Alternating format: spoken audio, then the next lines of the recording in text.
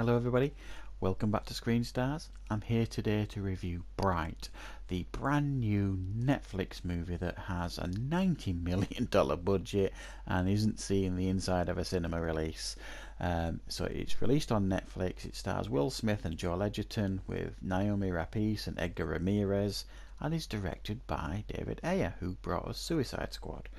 Now, it's my understanding, and I haven't seen many reviews, that this is getting a bit of a critical bashing. And after watching it, does it deserve a critical bashing? Not really. This is actually a lot of fun as a movie.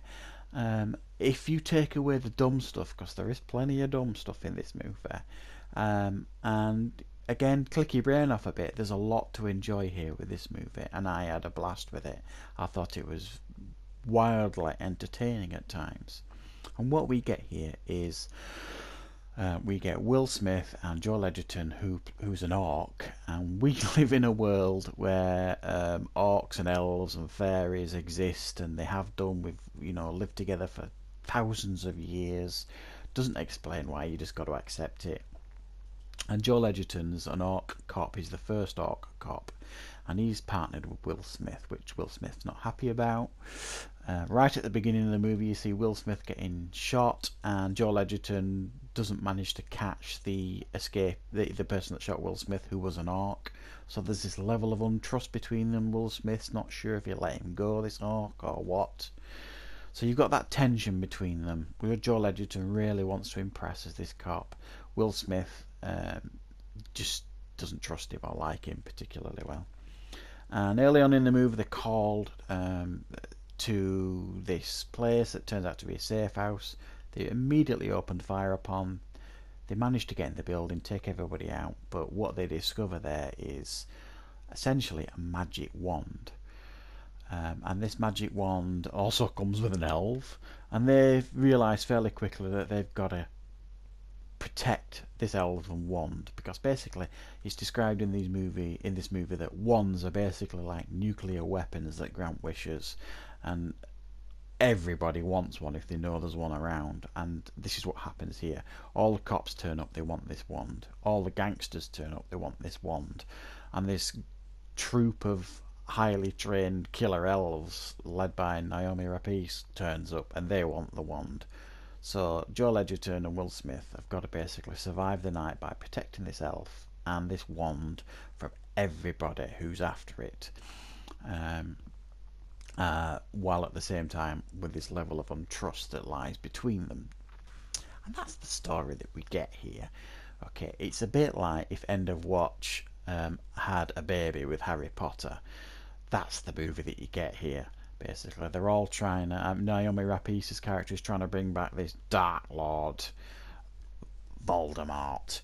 But also as well, there's a lot of Alienation here. If you've seen that movie, there's a strong element of Alienation in this movie, and yeah, it does have its issues. There's some shockingly bad exposition scenes. I mean, Edgar Ramirez's character, who plays like this magic hunting FBI guy with his human partner, and they have no need to be in this movie. They are just there for exposition, and it really bothered me every scene pretty much that they were in, because they did nothing in the movie other than give out exposition really. There was scenes where Naomi Rapace's Elf Troupe, they go through the whole movie kicking ass and killing everybody within seconds, highly trained, highly skilled killers. And then when they come up against Will Smith and Joel Edgerton, those two can handle them one-on-one. It was really stupid. I spent the whole movie like setting up these guys as being complete badasses, these elves. And then Will Smith and Joel Edgerton kick ass when they come up against them. It was just stupid, really. So there's a lot of dumb elements to this movie. I absolutely get that. It ain't perfect, but it's a movie where orcs and elves and fairies are real. You know what I mean? It's not meant to be taken that seriously.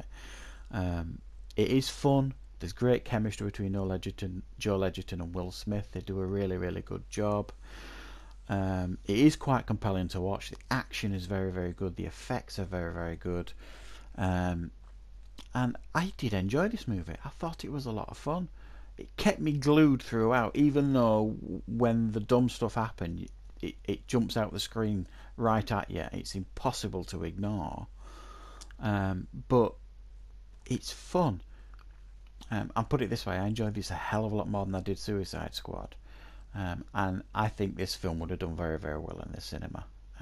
There's nothing wrong with it. If you just want to watch a movie and have a great time with it and not care if it makes an awful lot of sense, you will have a good time with this. Not all films have to be make sense. You know, you could pick this movie apart quite easily, but as a fun movie, it stands up. This one, it's not bad.